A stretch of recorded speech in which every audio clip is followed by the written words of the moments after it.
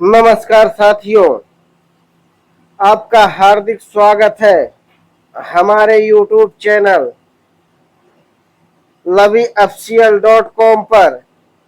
यहाँ हम लेकर आते हैं प्रतिदिन प्रेरणादायक, पौराणिक और जीवन स्पर्शी कहानियाँ जो केवल मनोरंजन ही नहीं बल्कि मनुष्य के जीवन का सच्चा मार्ग भी दिखाती है। तो आइए आज की गूढ़ और भावात्मक कथा सुनते हैं। सबसे बड़ा त्याग किसका?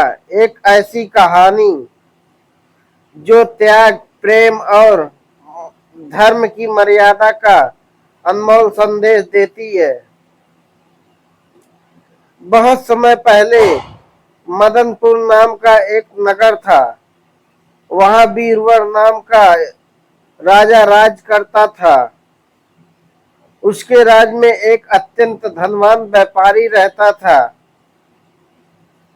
हिरण्यदत्त। हिरण्यदत्त की एक ही संतान थी, मदन सेना, जो सौंदर्य, शालीनता और सदाचार में अद्वितीय थी। उसकी आंखें जैसे शरद पूर्णिमा की चांदनी से निर्मित थी और उसके वचनों में इतनी मधुरता थी कि जैसे वीणा स्वयं गा उठे। एक दिन मदन सेना अपनी सखियों के साथ नगर के बाहर एक सुंदर बाग में गई।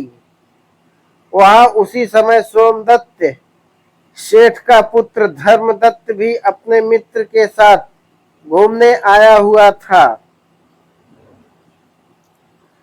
जैसे ही उसकी नजर मदन सेना पर पड़ी, उसका मन उस पर ठहर गया। वह उसकी सुंदरता, उसकी शालीनता और उस दिव्य आभा में खो गया। घर लौटने पर वह बेचैन हो उठा। ना भूख लगी, ना नींद आई। वह पूरी रात करवटें बदलता रहा। उसके हृदय में केवल मदन सेना का ही नाम गूंजता रहा। अगले दिन वह फिर उसी बाग में पहुंच गया। संयोग से उस दिन मदन सेना अकेली थी। वह साहस जुटाकर उसके पास गया और कांपते स्वर में बोला, देवी, अगर तुम मुझसे प्रेम नहीं करोगी तो मैं अपने प्राण त्याग दूंगा। मदन सेना स्तब्ध रह गई। वह बोली, मैं किसी से छल नहीं कर सकती। 5 दिन बाद मेरा विवाह है। मैं तुम्हारी नहीं हो सकती।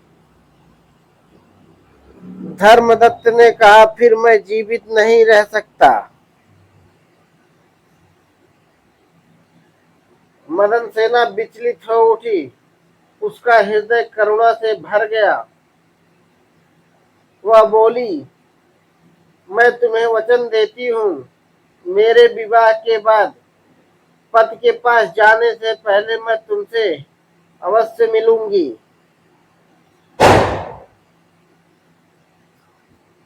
समय बीत गया। मदन सेना का विवाह बड़ी धूमधाम से संपन्न हुआ, किंतु उस रात उसके मन में वह वचन गूंजता रहा। अगली सुबह वह उदास बैठी थी। उसका पति यह देखकर बोला, प्रिय, क्या बात है? क्या तुमसे मुझसे कोई भय है? वह बोली, यदि आप मुझे अभय दान दे तो मैं एक सत्य बात कह सकती हूँ। पति ने कहा, निश्चिंत रहो, तुम सत्य कहो। मदन सेना ने सब कुछ कह सुनाया। पति क्षण भर के लिए मौन रह गया, फिर गंभीर स्वर में बोला, यदि यह तुम्हारा धर्म संकट है तो मैं तुम्हें रोकूंगा नहीं। जाओ अपने वचन का पालन करो। मदन सेना ने सुंदर वस्त्र और आभूषण पहने और रात के अंधकार में घर से निकल पड़ी। रास्ता सुनसान था। तभी एक चोर उसके सामने आ गया और उसका आंचल पकड़ लिया। वह घबराकर बोली, मुझे छोड़ दो, मेरे गहने चाहिए तो ले लो। चोर बोला, मुझे तेरे गहने से नहीं, तुझसे प्रेम है। मदन सेना ने शांत स्वर में कहा, मैं एक धर्म संकट में हूँ। पहले मुझे एक प्रतिज्ञा पूरी करनी है, उसके बाद मैं तुम्हारे पास लौट आऊंगी।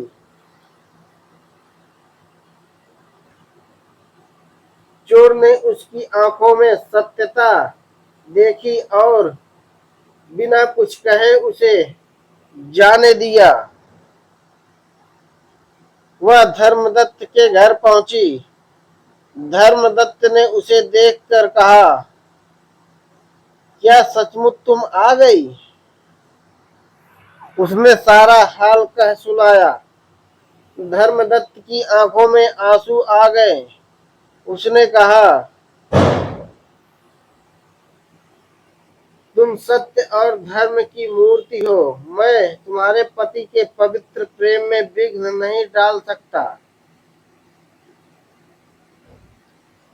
जाओ, तुम्हारा स्थान वहीं है। मदन सेना वापस लौटी। रास्ते में वही चोर मिला। जब उसने सब कुछ सुनाया तो उसका हृदय भी पिघल गया। वह बोला, देवी, मैं अब तुम्हें अपने घर नहीं ले जा सकता।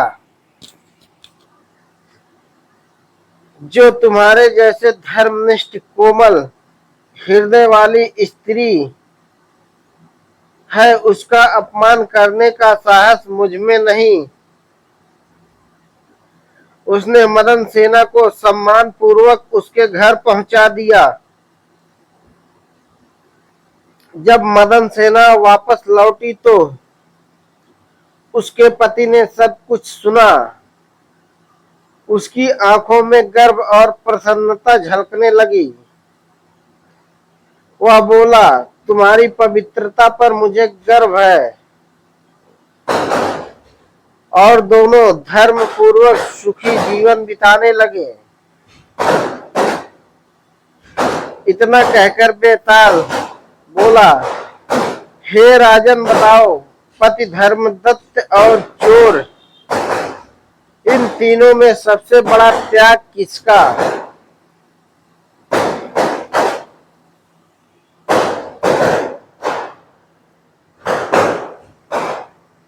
राजा विक्रमादित्य मुस्कुराकर बोले,